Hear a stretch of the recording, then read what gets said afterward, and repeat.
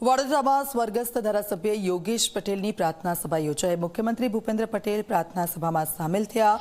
નવલખી મેદાનમાં પ્રાર્થના સભાનું આયોજન। ભૂપેન્દ્ર પટેલે સ્વર્ગસ્થ યોગેશ પટેલને શ્રદ્ધાંજલિ અર્પણ કરી। મુખ્યમંત્રીએ યોગેશ પટેલના પરિવારજનોને સાંત્વના પાઠવી।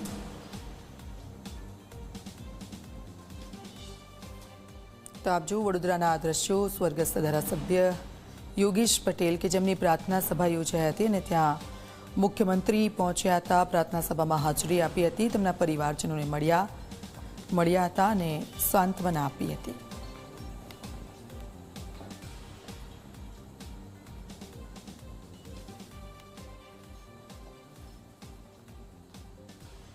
સ્વર્ગીય યોગેશ પટેલના શાંતિ માટે પ્રાર્થના સભાનું આયોજન કર્યું છે। આપ જોઈ શકો છો કે પ્રાર્થના સભામાં રાજ્યના મુખ્યમંત્રી ભૂપેન્દ્રભાઈ પટેલ અહીંયા પહોંચ્યા છે।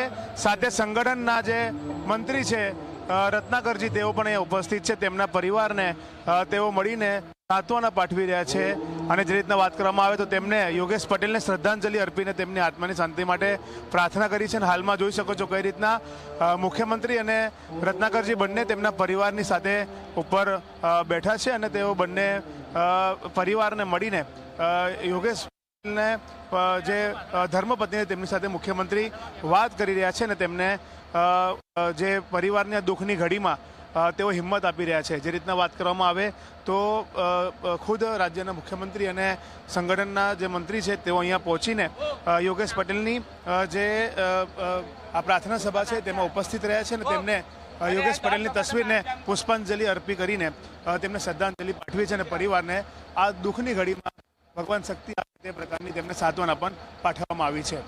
સહયોગી જયંતિ સોલંકી સાથે રવિ અગ્રવાલ, G24 કલાક, વડોદરા।